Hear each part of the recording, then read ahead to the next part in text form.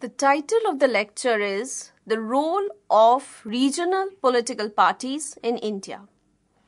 India is a federal country which has strong center-state relations. The Federation of India is quite dissimilar to that of the United States. In the United States, the states have several powers which the center does not have.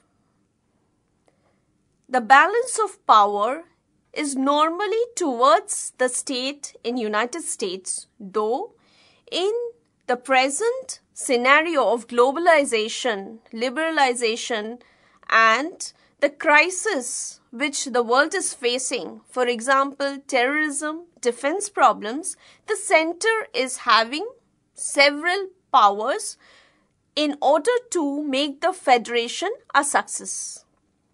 India's federation has a balance, but the balance is mostly tilted towards the center. India has a system where there is only one constitution except the state of Jammu and Kashmir. Indian citizens have only one citizenship, that is of India. The citizens do not have any citizenship of the state, unlike the United States. So, Indian Federation has a system where the center's power has always been much more than the states.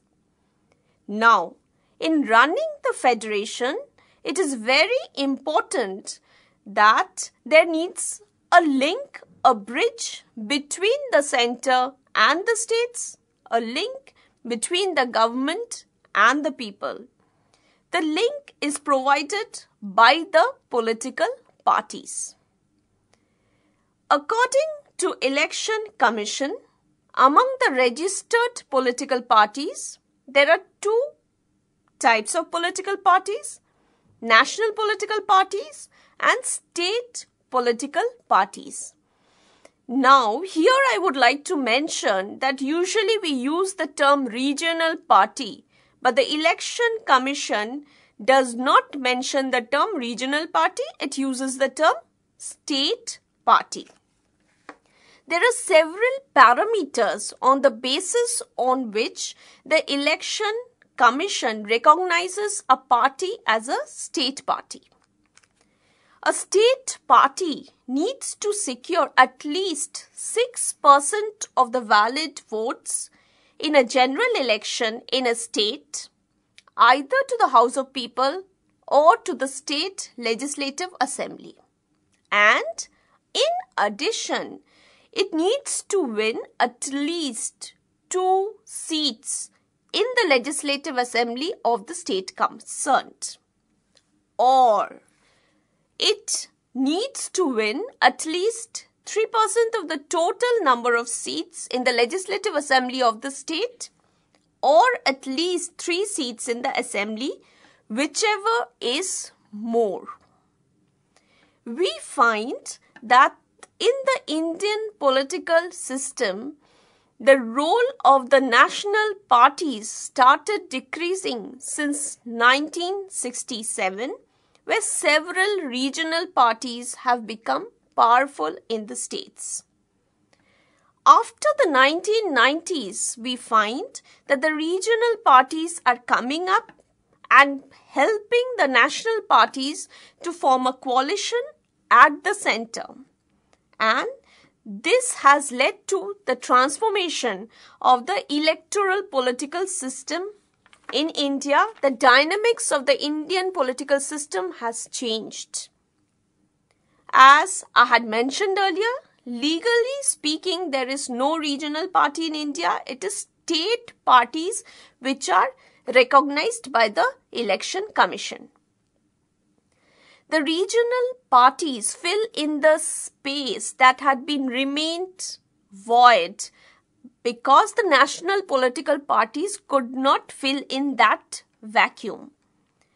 They try to convince the electorate that the regional parties are better options, better substitute to the national parties, as the national parties have failed to voice the demands of several sections of the people. The regional parties mostly function in particular state or in adjoining areas or in constituencies which have the similar culture. Now, regional parties have been grouped or categorized. The first category consists of those regional parties which have come up or emerged as Congress dissidents. As we all know, Indian National Congress is a national party and it has been playing a very constructive and a very formative role since the Indian independence or even in the pre-independence India, and it helped India to gain independence. However, there were factions and splits in the Congress and several dissident groups from the Congress came up. Inter-party conflicts have been there in the Indian National Congress, and this has led to the rise of Jana Congress in Bengal, Orissa, Madhya Pradesh, Jana Kranti Dal in Bihar, Jana Paksha in Mysore, Jana Dal in Rajasthan, All India Trinamool Congress in West Bengal. The second category of regional parties consists of those parties which are building on ethnic and tribal entity or identity. They are forming a platform in order to obtain more benefits from the center, as these parties believe that the states are in the periphery and the center is at the core. And the core has been exploiting the periphery. They are not getting enough they are supposed to get. And examples of this category is Naga National Council of Nagaland, Mizo National Front of Mizoram, All Party Hill Leaders Conference of Meghalaya. At times they have went for secessions, they have gone for militant ways in order to achieve their end. The third category of regional parties are large political formations in ethnically, culturally and linguistically defined regions like Andhra Pradesh, Tamil Nadu, Assam, Jammu Kashmir, Punjab. They are very well organized. The party is very conscious of their role in the multi-party system, and examples of these parties are Akali Dal, Dravida Munnetra Kazhagam, All India Anna Dravida Munnetra Kazhagam, Telugu Desam Party, Jharkhand Party, National Conference, Shiv Sena and others. The regional parties are very much territorially defined. They play on the identity aspects of the region and the discontentment of the local population. In order to increase their vote banks, many a times they go on for caste, language, community, religion to be the basis through which the people could be persuaded in order to support them. Important features of the regional parties will be discussed now. A very important feature of the regional parties is that they work at the grassroots level. They influence the people who are marginalized, who are vulnerable, who are at the periphery, where the national parties have failed to go or talk to them. Interests of certain groups are always given more importance than the general welfare of the country by the regional parties.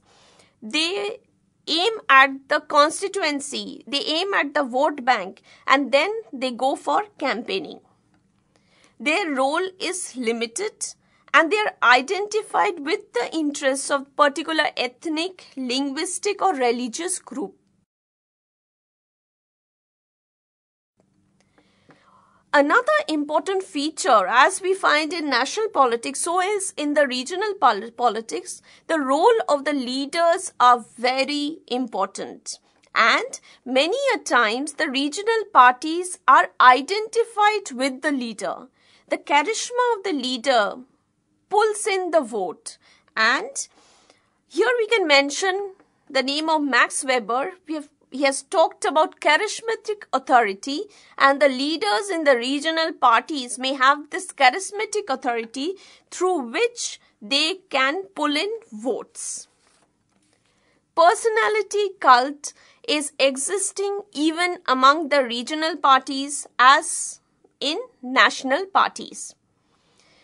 Popular leaders or popular iconic status are being attained by the regional party leaders.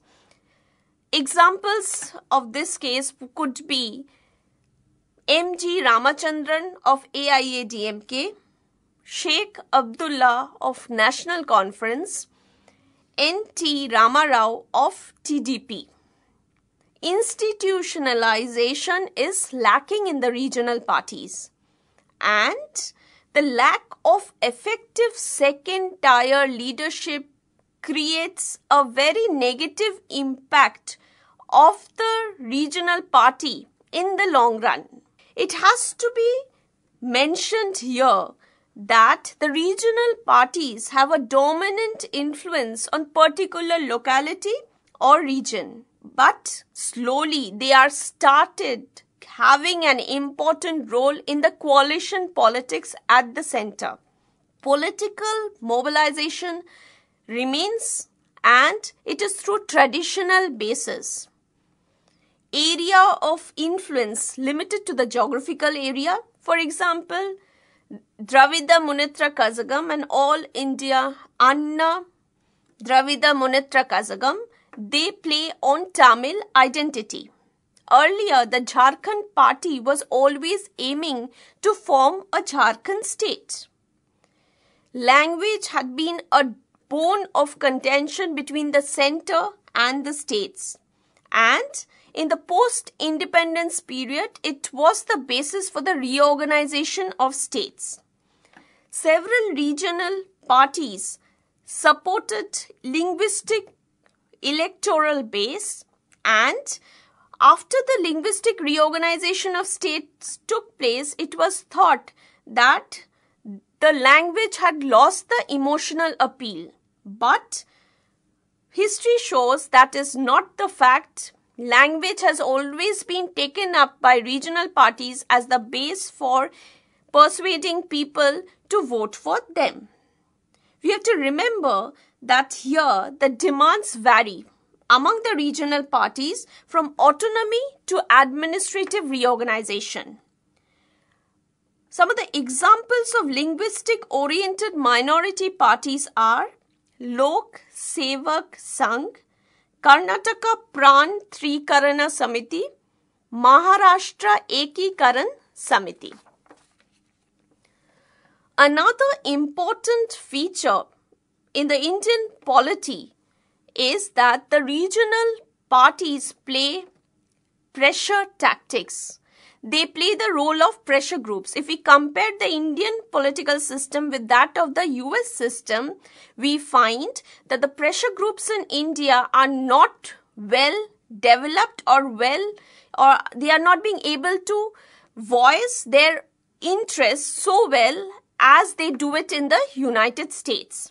And here, at times, these regional parties play the role of the pressure groups. They fill in the void that has been created by the pressure groups in the Indian system. Now, we would like to discuss some of the regional parties. DMK and AIADMK. These parties were based on Tamil pride of the Justice Party. In the pre-independence period, there were two Dravidian parties, Independent Party and Justice Party. Justice Party, the root lay in the role of non-Brahmin social elites and the development of non-Brahmin self-respect movement by E.V. Ramaswamy Nayakar in 1925. The leaders aimed at Dravidistan and it was renamed as Dravida Kazhagam or DK or Dravidian Federation. In 1949, charismatic film script writer C.N. Annadurai split from Dravida Kazhagam, formed the Dravida Munnetra Kazhagam. In the post-independence period, there was this merger between these two parties in former Madras in South India, and the aim of attaining a Dravidistan was given up, and they decided that Tamil identity and interests of the Tamilian people needs to be achieved through electoral process. Agitations took place against the imposition of Hindi as the official language in the mid-1960s. DMK routed the Congress in the 1967 elections in Tamil Nadu and took control of the state government. 1968, there was a deterioration of the health of Annadurai and M. Karunanidhi became the chief minister. This was not accepted by M. G. Ramachandran, who was a famous film star, and he split from DMK to form the AIA-DMK. In 1972, the split took place. In 1980s, Ramachandran died and the power shifted to Jayalalitha. But after the death of M. G. Ramachandran, there was power struggle between MGR's wife Janaki and Jayalalitha. Rivalry between the two political parties of Tamil Nadu are very much there in Tamil Nadu. Either DMK or the AIDMK is in power in the state. Slowly, these two parties have started playing an important role in the national politics by forming coalition with other political parties. Another regional political party which needs to be discussed is Assam Gana Parishad of Assam. It came into existence as a result of immigration from Bangladesh. The ethnic identity of the Assamese was played on because the Assamese were threatened that they will lose their position in their own soil. The Assamese felt the rights of the son of the soil should be there. The inherent fear and insecurity of the Assamese led Assamese students to form the Assam Gana Parishad after the signing of the Assam Accord with Rajiv Gandhi. Assam Gana Parishad won elections in December 1985, but as it failed to implement the provisions of the Accord, ultimately it was found that the state government was dismissed in 1990. President's rule was declared. Now, the Assam Gana Parishad is acting as the largest opposition to the Indian National Congress in Assam. Now, here we would like to discuss about the increasing influence of the regional political parties at the center.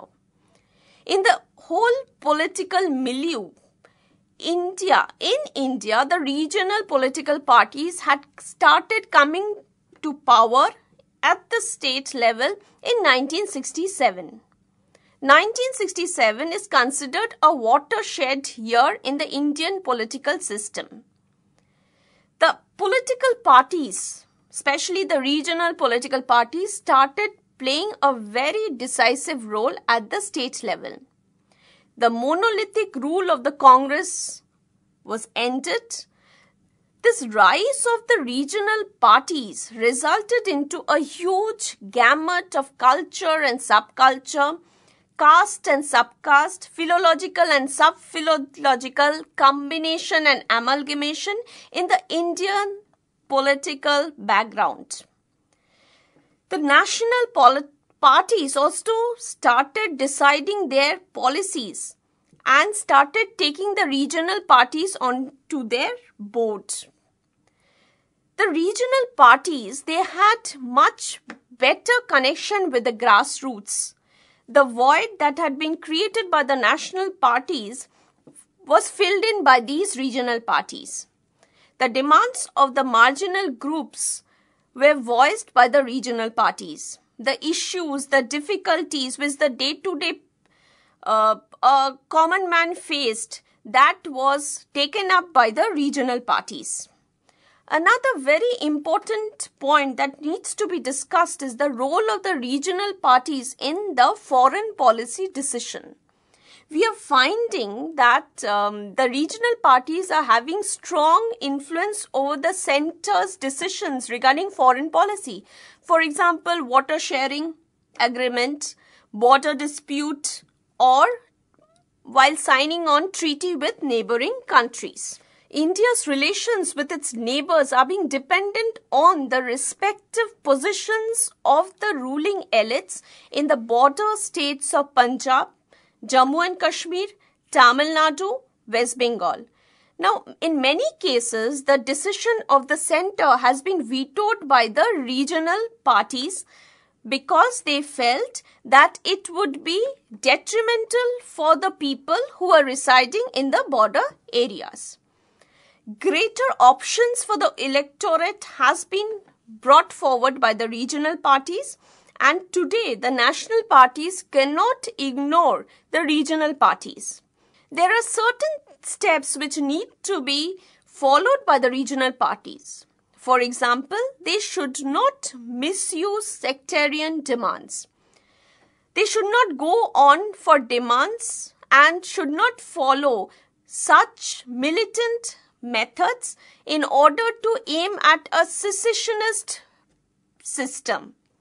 They should recognize that the national parties and the regional parties have to work hand in hand in order to help the Indians to go ahead. The internal structure of the regional parties also need to be democratized. The role of the charismatic leader is very nice in a regional party, but the growth of second tier and the third tier leadership should also be supportive. Inclusive politics, integrative and accommodative politics is the need of the hour. Regional parties should take action against fragmentation. The role of the regional parties is totally reshaping the center-state relations. The regional parties are the barometers of public opinion, and they are being able to feel the pulse of the people. That is the reason that they are getting votes. It is through the support of the regional parties that the pluralism can be achieved. There's a need for happy marriage between localism and national interest. And one thing that needs to be very much given importance is the cooperative function of the political parties, be it national parties or state parties, because without cooperating with each other, lawmaking will be impossible. We need an India, a country where the cooperative federalism will help India to go ahead in this globalized world.